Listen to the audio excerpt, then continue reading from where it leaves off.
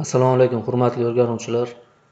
Ushbu o'quv kurs front-end ilovalar yaratish faniga mo'ljallangan.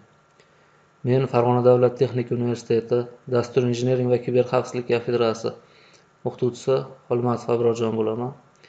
Sizlar bilan birgalikda ushbu kurs davomida front-end ilovalar yaratishda birgalikda gaplashib chiqamiz. Qisqacha ushbu fan haqida gaplashib chiqsak. Front-end ilovalar yaratish fani 4 kreditga mo'ljallangan bo'lib, jami soat 120 soat tashkil qiladi. Shundan autoriya soati 48 soat, mustaqil ta'lim soati 72 soat ajratilgan. Fanning maqsadiga qisqacha to'xtalib o'tamiz. Fanning maqsadi talabalarga JavaScript dasturlash tilidan foydalanib, interaktiv va funksional veb ilovalar yaratish bo'yicha puxta bilim va amaliy ko'nikmalarni shakllantirishdan iborat. Ushbu fan orqali talabalar HTML va CSS asosida tuzilgan sahifalarga JavaScript yordamida dinamiklik qo'shishni, DOM ya'ni Document Object Model elementlari bilan ishlashni, hodisalarni boshqarishni, ma'lumotlarni qayta ishlashni hamda asinxron jarayonlarni amalga oshirishni o'rganadilar. Shuningdek, talabalar JavaScript asosida modulli tuzilmalarni yaratish, obyektga yo'naltirilgan yondashuvdan foydalanish va mustaqil ravishda kichik front-end loyihalar ishlab chiqish ko'nikmasiga ega bo'ladilar. Fanning vazifalariga to'xtalib o'tsak.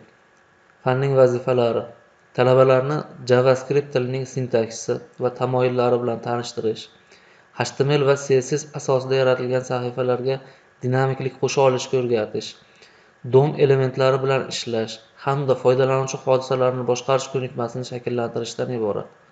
Shuningdek, talabalarga asinxron jarayonlar bilan ishlash, obyektga yo'naltirilgan yondashuvni qo'llash, ma'lumotlarni brauzer muhitida saqlash imkoniyatlaridan foydalanish va JavaScript asosida mustaqil veb ilovalar yaratish malakasini berish ham ushbu fanning asosiy vazifalaridan hisoblanadi.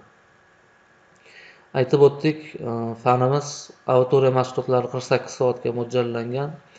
Shundan 18 soat ma'ruza mashg'ulotlari, 30 soat amaliy mashg'ulotlarga ajratilgan.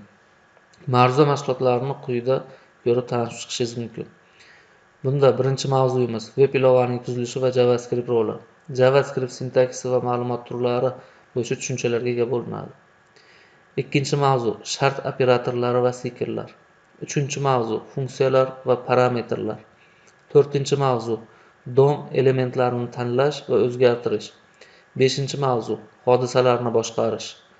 Oltinchi mavzu formalar bilan ishlash va validatsiya. Yettinchi mavzu array va object bilan ishlash.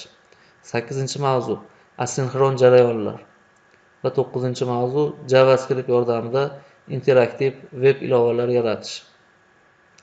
Amaliy mashg'ulotlarimiz bo'lsa 30 soat, jami 15 ta mavzudan iborat. Bu yerda mavzular bilan tanishib chiqishingiz mumkin.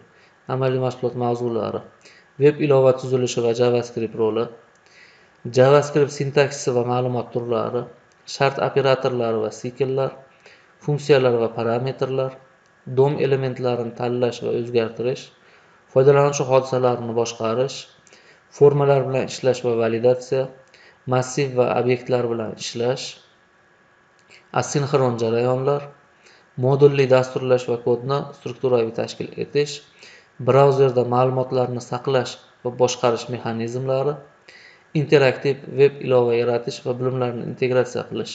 Ushbu mavzuyimizda 4 ta darsga mo'ljalladik. Sababi bunda umumiy loyiha bilan ishlashga mo'ljallaymiz. Veb ilovani ishlab chiqishda JavaScript yordamida ishlab chiqishda ko'rib chiqamiz. Demak, ushbu o'quv kursda birgalikda sizlar bilan front-end dasturlashda JavaScript yordamida saytimizning dinamik qismini yaratishda birgalikda ko'rib chiqamiz ekan. E'tiboringiz uchun rahmat.